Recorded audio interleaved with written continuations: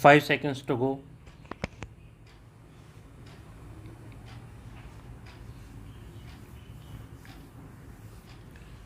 Start.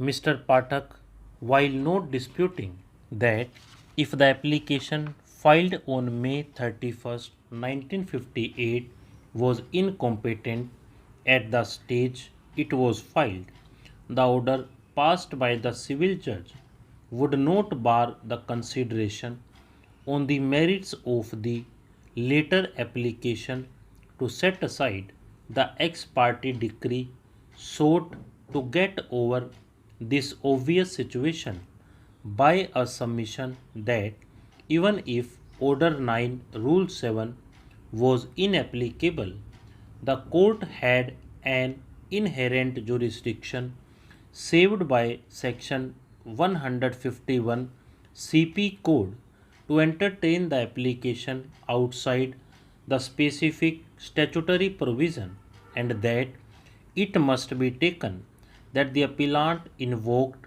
that jurisdiction, and that court being thus competent to grant or refuse the relief followed the later alternative in the circumstances of the case, and that consequently the proceedings before the court were not incompetent, and that the order passed on the application dated May 31st, 1958 was therefore with jurisdiction. On this submission, which we might mention has been asked for the first time in this court, the first question that arises is whether the court has the inherent jurisdiction which learned counsel contends that it has. For the purpose of the discussion of the question in the context of the relevant provisions of the code, it is unnecessary to embark on any detailed or exhaustive examination of the circumstances and situations in which it could be predicated that a court has the inherent jurisdiction which is saved by Section 151 of the Civil Procedure Code. It is sufficient if we proceed on the accepted and admitted limitations to the existence of such a jurisdiction. It is common ground that the inherent power of the court cannot override the express provisions of the law.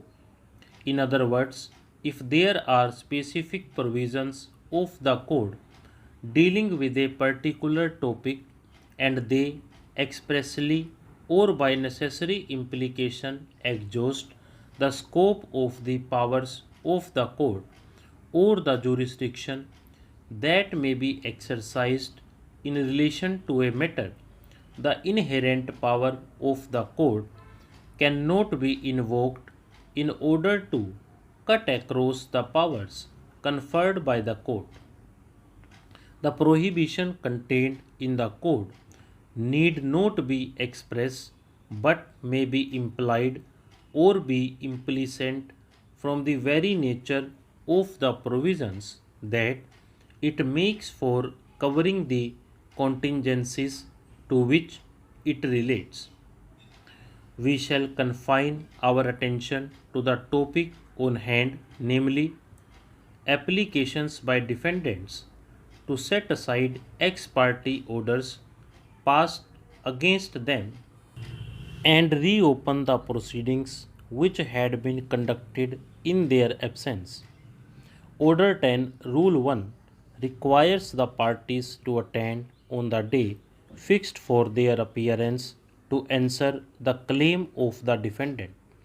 Rule 2 deals with a case where the defendant is absent but the court from its own record is apprised of the fact that the summons has not been duly served on the defendant in order to acquaint him with the proceedings before the court. Rule 2 contains a proviso applicable to cases where notwithstanding the absence of service of summons, the defendant appears.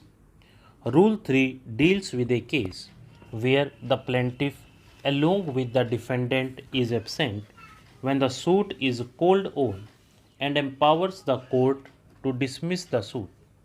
Rule 5 deals with a case where the defendant is not served properly and there is default on the part of the plaintiff in having this done. Having thus exhausted the cases where the defendant is not properly served, Rule 61A enables the court to proceed ex parte where the defendant is absent even after due service. Rule 6 contemplates two cases: the day on which the defendant fails to appear is one of which the defendant has no intimation that the suit will be taken up for final hearing, for example, where the hearing is only the first hearing of the suit and where the stage of the first hearing is past and the hearing which is fixed is for the disposal of the suit and the defendant is not present on such a day. The effect of proceeding ex parte in the two sets of cases would obviously mean a great difference in the result.